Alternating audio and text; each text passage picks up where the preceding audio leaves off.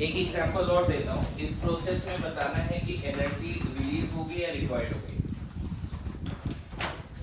मतलब आपको गेस करना है ये प्रोसेस एक्सोथर्मिक है या एंडोथर्मिक है।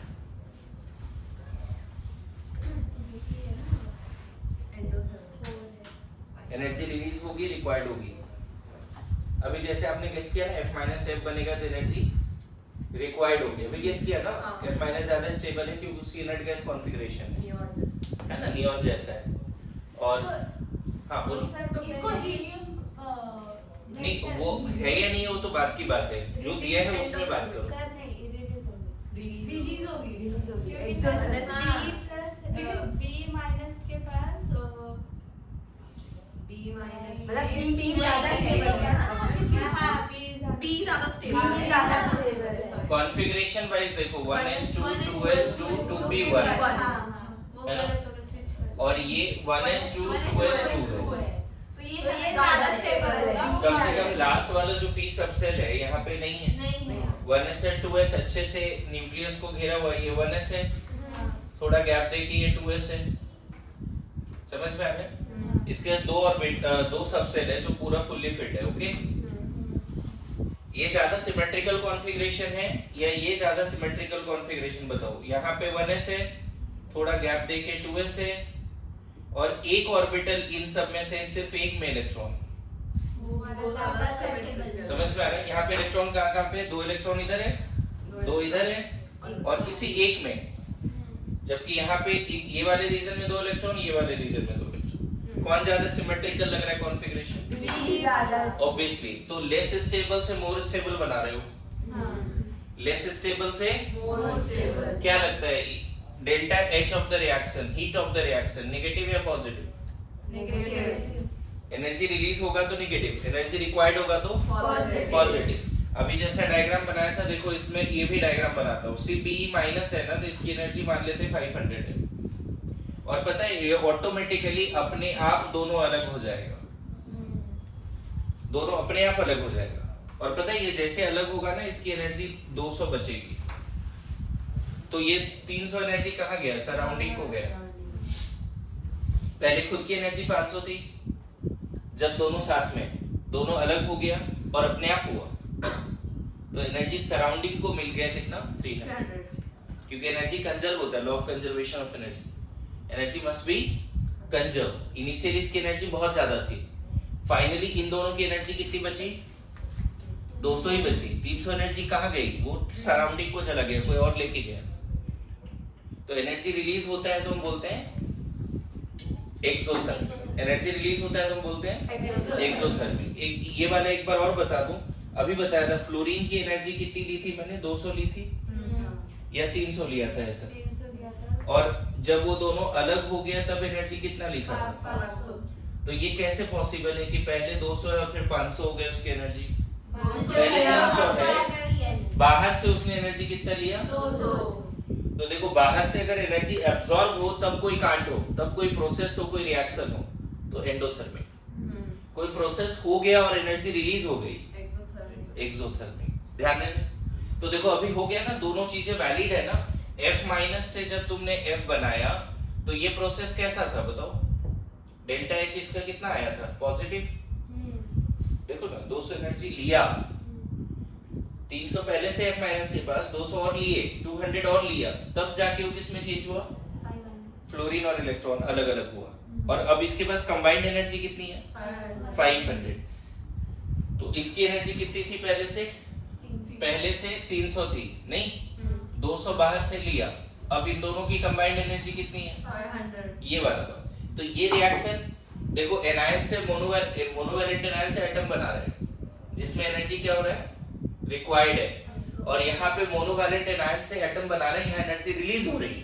इसीलिए मैंने अभी क्या बोला था आपको, फाइनल लाइन, कि A माइनस से जब भी A बनाओगे तो एनर्जी क्या होगी? आया समझ में? बोला था ना, न्यूट्रल एटम्स, मोनोवैलेंट एनायन से अगर एटम बनाओगे, न्यूट्रल एटम बनाओगे, तो एनर्जी रिक्वायर्ड भी हो सकती है और रिलीज भी हो सकती है। किस पे डिपेंड करेगा ये?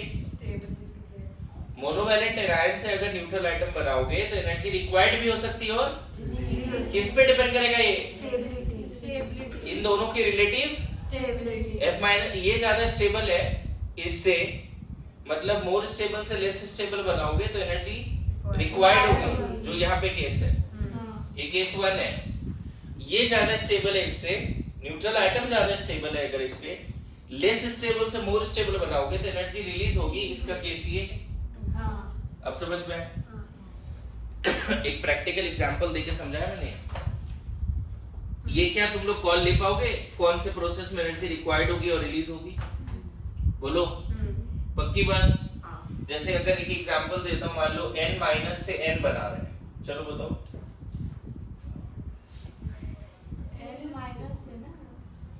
n माइनस से n बना रहे हैं, एनर्जी रिक्वायर्ड होगी रिलीज होगी? रिक्वायर्ड होगी। हाँ रिक्वायर्ड होगी क्योंकि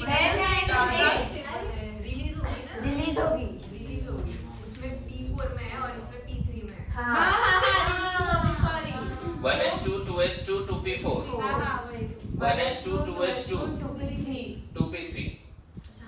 देखो हाँ, जरूरी एकदम नहीं है सही। कि हर बार आप कॉन्फ़िगरेशन के हिसाब से ही सोचो, कहीं कहीं पे अदर फैक्टर्स के हिसाब से भी सोचा जाता है, लेकिन अभी जैसा एग्जांपल दे रहा हूं उसमें कॉन्फ़िगरेशन के हिसाब से सोच सकते हो, कोई दिक्कत नहीं है। दिख रहा है?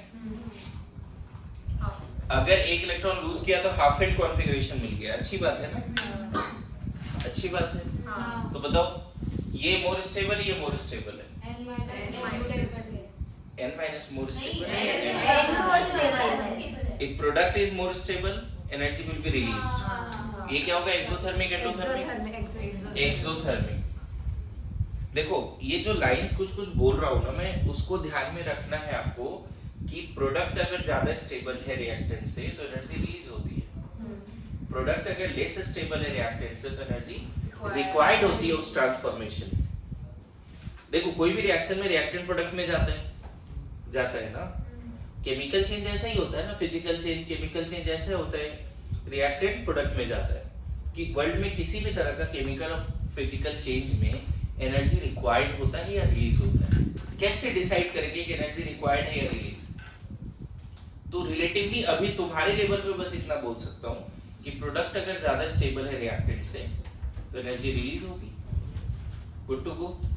और प्रोडक्ट अगर लेस स्टेबल है रिएक्टेंट से तो एनर्जी रिक्वायर्ड, उस ट्रांसफॉर्मेशन में एनर्जी, जैसे यहाँ पे एनर्जी हमें देना पड़ा, सॉरी इस वाले में एनर्जी देना पड़ा क्योंकि प्रोडक्ट जो है लेस स्टेबल है रिएक्टेंट से, F माइनस ज्यादा स्टेबल है, F माइनस यहाँ पे नियॉन है, यस और नो? मेरी बात आ रही समझ में सबको? लिखो लिखो जल्दी जल्दी लिखो। ठीक है, तो अभी आपने क्या देखा? अब बताओ इसी को रिवर्स कर दे, अभी जो भी लिखा था मैंने उसको रिवर्स करता हूं, है ना? रिवर्स करने का मतलब है कि A माइनस से A नहीं बनाते, A से A माइनस बनाते, चलेगा? अब बताओ इस प्रोसेस में एनर्जी रिक्वायर्ड होगा रिलीज होगा? बोथ हो सकता है। हाँ both, del H plus minus दोनों, क्योंकि अभी तुमने देखा इसी को रिवर्स कर रहे हो ना बच्चे, इसी को रिवर्स कर रहे हो। अगर A ज्यादा स्टेबल है, B लेस स्टेबल है तो एनर्जी रिलीज होती थी, ये बात लिख लेना। इसे फिर से लिख देता हूँ यहाँ पे, A माइनस ज्यादा स्टेबल है A से तो डेल्टा H क्या होता था? नेगेटिव, लिखा था। और अगर A ज्यादा स्टेबल है A माइनस से तो डेल्टा H क्या होता था? पॉजिटिव, ये लिखा भी था मैंने अभी। इसी को तुमने अपोजिट करके लिख दिया ना बच्चे, तो डेफिनेशन अब आ जाता है इलेक्ट्रॉन गेन एंथैल्पी का, डेल H Eg, इसको क्या पढ़ते हैं? Electron gain enthalpy, electron gain enthalpy.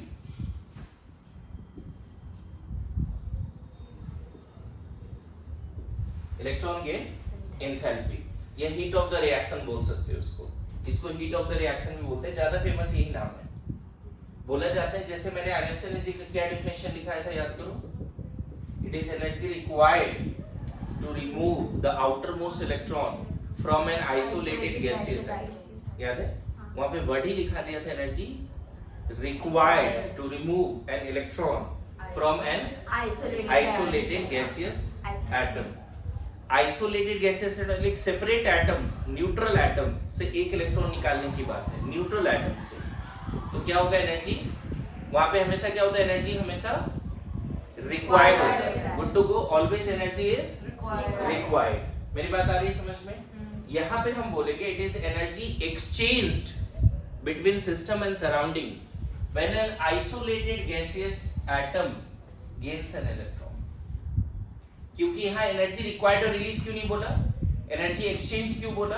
क्योंकि यहाँ एनर्जी रिक्वायर्ड भी हो सकता है और तो क्या बोलेंगे इलेक्ट्रॉन की एंथैल्पी का definition? It is the energy required और रिलीज्ड। ऐसे भी लिख सकते हो, इट इज एनर्जी रिक्वायर्ड है ना, it is energy required required या रिलीज रिलीज्ड। बेटर टू से क्या, एक्सचेंज्ड, एनर्जी एक्सचेंज बिटवीन, है ना, सिस्टम एंड सराउंडिंग। सिस्टम कौन? ये खुद ही, ये पूरा प्रोसेस से सिस्टम है, इसको छोड़ के सब कुछ क्या है, surrounding. It is the energy exchange required और रिलीज, है ना, between system and surrounding when an isolated gaseous atom gains an electron, है ना, to form, है ना, monovalent है ना, monovalent है ना। मेरी बात आ रही समझ में? It is the energy required या रिलीज।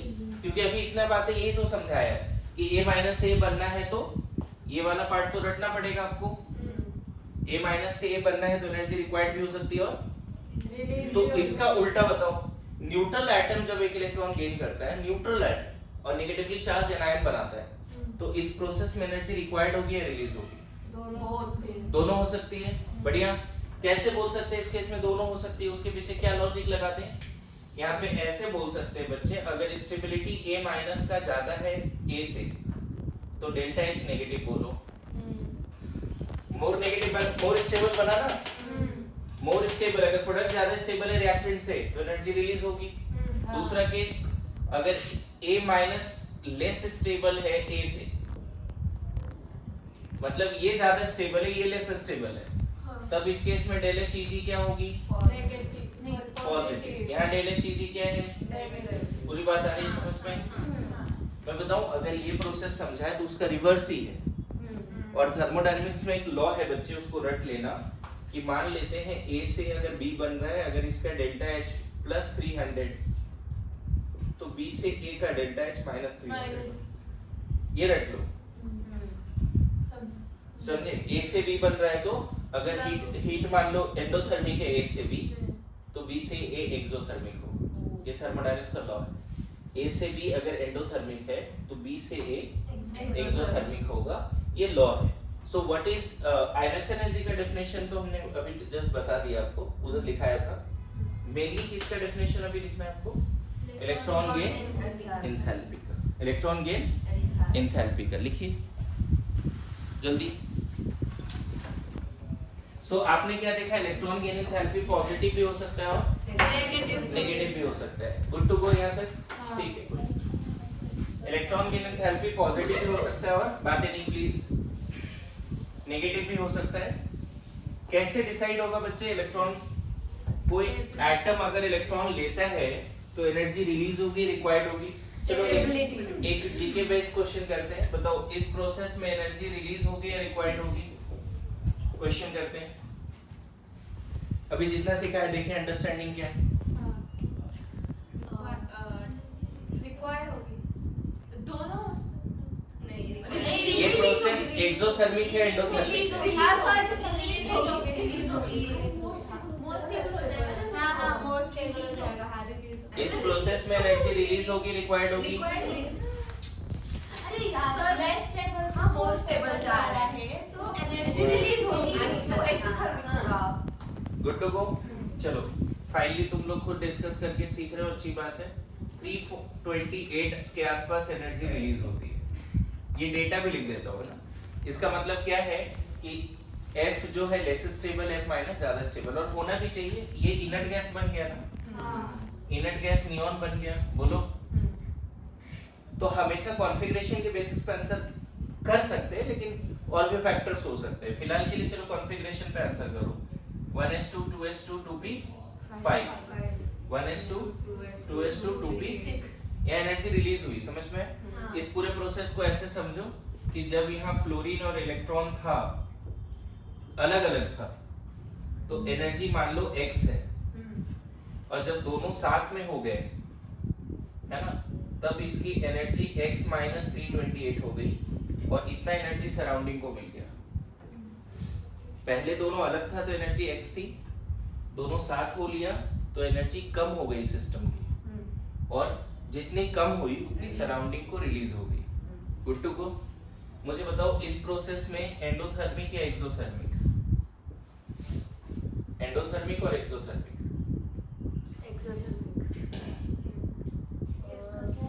17 और ये 18 हो गए यहाँ पे। Exothermic की होगी है। ये 1s2 2s2 2p6 3s2 3p5, ये 1s2 2s2 2p6 3s2 3p6, ये आर्गन बन गया, ये आर्गन बन गया। इसमें भी एनर्जी क्या होगी? पक्का 348 किलो जूल के आसपास होता है। मतलब एक मोल क्लोरीन जब एक मोल इलेक्ट्रॉन गेन करेगा, 1 मोल क्लोरीन मतलब Na atoms of chlorine, Na atoms, और हर एटम ने इंडिविजुअली एक इलेक्ट्रॉन लिया, तो कंबाइंड इतना एनर्जी रिलीज हुआ पर मोल प्रोसेस है। ठीक है। थर्ड एग्जांपल, लिथियम जब इलेक्ट्रॉन लेगा और लिथियम माइनस बनाएगा, 1s2 2s1 1s2 2s2, अच्छी बात है, अच्छी बात है। एनर्जी क्या होगी? रिलीज होगी। मुझे नहीं पता एग्जैक्ट डेटा, देखना पड़ेगा, क्योंकि अब एक पीरियोडिक टेबल ये डेटा का बनने वाला है, इलेक्ट्रॉन गेन एंथैल्पी का। अच्छा, यहाँ पे रिलीज हो गया। फोर्थ एग्जांपल बताओ, Be ने एक इलेक्ट्रॉन लिया और Be माइनस बनाया, del HEG 1s2 2s2 1s2 2s2 2p, कुछ फायदा हुआ क्या? क्या एक इलेक्ट्रॉन गेन करने के बाद उसको ऐसी कॉन्फ़िगरेशन मिली जिससे उसको सिमेट्री मिली, उसको मोक्ष की प्राप्ति हुई, इनर्ट गैस बन गया, ऐसा कुछ हुआ? हाफ फिल्ड हुआ, फुली फिल्ड हुआ? नहीं हुआ। इसका मतलब हम बोलेंगे पॉजिटिव, है ना? क्या? पॉजिटिव। बढ़िया। अच्छा, कभी कभी तुमसे ऐसा डायरेक्ट क्वेश्चन आएगा, which anion is most stable? which anion is most unstable? ऐसा क्वेश्चन आ जाएगा। हो सकता है कि आज के टर्म टेस्ट में भी आ जाए। देख यहाँ पे F minus, Cl minus, Li minus and Be minus. ठीक है। Which anion is most unstable? तो दिख रहा है इन सबको थोड़ा मोक्ष की प्राप्ति हो रही है, थोड़ा बहुत तो फायदा ही हो रहा है। तो ये question even same question JEE mains में आया हुआ है, नीट में भी आ चुका है, आता है ऐसे क्वेश्चंस। एनायन की स्टेबिलिटी बताइए, है ना? तो अगर वो एनायन बनने में एनर्जी रिलीज हो रही है, मतलब वो सारे एनायन स्टेबल है, और वो एनायन न्यूट्रल एटम से एनायन बनने में एनर्जी रिक्वायर्ड है, मतलब अनस्टेबल है। यहाँ तक समझ में आना है? अब बात यहाँ पे एक नया चीज सीखना, इधर बताता हूँ। इलेक्ट्रॉन एफिनिटी क्या है? इलेक्ट्रॉन एफिनिटी जो होता है वो negative of del H Eg होता है, मतलब जो del H Eg का वैल्यू है उसका अपोजिट। del H Eg का जो वैल्यू है उसका जैसे अगर इसका इलेक्ट्रॉन एफिनिटी बोलेंगे तो दैट प्रोपोर्शनल टू 328। क्लोरीन का इलेक्ट्रॉन एफिनिटी, लिथियम का, लिथियम इसका इलेक्ट्रॉन एफिनिटी जो वैल्यू होगा हमें नहीं पता एग्जैक्ट वैल्यू, मान लेते हैं कि 48 है प्लस में, तो -48। देखो, electron gain enthalpy is the energy exchange between system and surrounding when an isolated atom gains an electron to form monovalent anion. ये मैंने लिख रखा है अभी। Electron affinity is the tendency of that atom to gain electron. मेरे पास मतलब कोई बोले इलेक्ट्रॉन एफिनिटी क्या है? तो इट इज द टेंडेंसी को कोई वैल्यू नहीं दे सकते ना, किसी के पढ़ने की टेंडेंसी किसी की नहीं, उसको वैल्यू नहीं दे सकते। इमोशंस वाली बात है, मैं बोल रहा हूँ टेंडेंसी को वैल्यू, और टेंडेंसी का वैल्यू आता है मार्क्स में, कोई ज्यादा पढ़ता है तो मार्क्स आते हैं। उसी तरह से अगर डेल एच इजी ज्यादा समझाने का तरीका है, तुम जैसे भी समझो, अगर डेल एच इजी ज्यादा नेगेटिव है तो हम बोलेंगे इलेक्ट्रॉन एफिनिटी ज्यादा है, मतलब उस पर्टिकुलर एटम का डेल एच इजी ज्यादा नेगेटिव है, इसका मतलब इलेक्ट्रॉन एफिनिटी ज्यादा होगा। मेरे बात समझ लो, electron affinity is the tendency of an isolated gaseous atom to gain electron to form monovalent ion, and generally it is found that electron affinity is negative of del H Eg। तो बताओ electron affinity का अगर value लिखना हो fluorine का, chlorine का, lithium का और बेरिलियम का, तो इसका प्लस 348 लिख दे, इसका 28 348 है ना, इसका 60 माइनस 40 ऐसे लिख दे। और अच्छी बात है जब ये डेटा लिख दिया ना तो इलेक्ट्रॉन एफिनिटी का ऑर्डर भी सजा दो, जैसे एमिशन एनर्जी का ऑर्डर पूछता है ना, उस तरह से आपसे पूछेगा इलेक्ट्रॉन एफिनिटी का ऑर्डर बताओ। तो इलेक्ट्रॉन एफिनिटी सबसे ज्यादा क्लोरीन, फिर फ्लोरीन, फिर लिथियम, सबसे कम किसकी टेंडेंसी इलेक्ट्रॉन गेन करने की। मैं क्या सिखाया यहाँ पे समझ में आ रहा है? मैं डेफिनेशन भी बताने वाला हूँ। Electron affinity is the tendency of an isolated gaseous atom to gain electron to form monovalent anion, and mathematically it is negative of del H Eg. More negative is the value of del H Eg, more negative is the value of electron gain enthalpy, more positive is the electron affinity, and more positive is the electron affinity मतलब more tendency।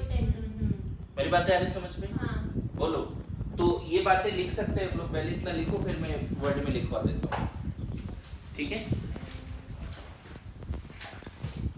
लिखो, electron affinity is the tendency of an isolated gaseous atom. Electron affinity is the tendency of an isolated gaseous atom to gain electron and forms monovalent anion. Electron affinity is the tendency of an isolated gaseous atom to gain an electron and forms monovalent anion, है ना? ठीक है, to gain an electron and to form monovalent anion. It is generally negative of del H Eg to form monovalent anion. It is generally negative of del H Eg। It is generally negative of del H Eg। लिखा? इसी में आगे लिखिए, more negative is the value of electron gain enthalpy, more negative is the value of electron gain enthalpy, more is the electron affinity, more is the electron affinity, more is the electron affinity, है ना? फिर से, जिसकी electron affinity ज्यादा है इसका क्या मतलब है? जैसे मान लो एक जनरल इलेक्ट्रॉन एफिनिटी लिख दिया XY, X की ज्यादा इलेक्ट्रॉन एफिनिटी है, इसका क्या मतलब है? उसका del H Eg ज्यादा नेगेटिव होगी। या फिर ऐसे बोल सकते हो कि X से जब X माइनस बनेगा तो ज्यादा एनर्जी रिलीज होगा, है ना? यहाँ अगर -500 है तो Y से जब Y माइनस बनेगा तो कम एनर्जी रिलीज होगी। बोलो, मोर इलेक्ट्रॉन एफिनिटी। अच्छा, इसका एक और मतलब है कि जिसकी इलेक्ट्रॉन एफिनिटी ज्यादा है उसका एनायन ज्यादा स्टेबल भी है। ये भी नया कंक्लूजन निकाल सकते हो। X की अगर इलेक्ट्रॉन एफिनिटी ज्यादा है मतलब X मरा जा रहा है इलेक्ट्रॉन लेने के लिए, चाहता है इलेक्ट्रॉन ले ले, इलेक्ट्रॉन लेके जो एनायन बना है वो ज्यादा स्टेबल है। अरे सुनो, X की इलेक्ट्रॉन एफिनिटी अभी जस्ट तुमने देखा था, सबसे ज्यादा इलेक्ट्रॉन एफिनिटी क्या था? Cl की थी। सबसे कम किसकी थी? बेरिलियम मोस्ट अनस्टेबल था। क्वेश्चन लिखा था कि मोस्ट अनस्टेबल एनायन बताओ, अभी जो क्वेश्चन लिखा है।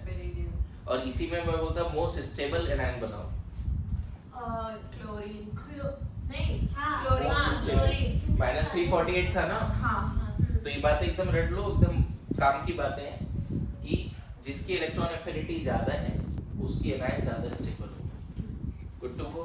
अच्छा, जिसकी इलेक्ट्रॉन एफिनिटी ज्यादा है जब वो इलेक्ट्रॉन लेगा तो ज्यादा एनर्जी रिलीज करेगा टू फॉर्म मोनोवैलेंट एनायन। अब जाते हुए एक क्वेश्चन आपके पास ऐसा है कि ए ने एक इलेक्ट्रॉन लिया, ए माइनस बनाया, इस प्रोसेस में एनर्जी क्या होगी बच्ची? डेल एच ई नेगेटिव या पॉजिटिव?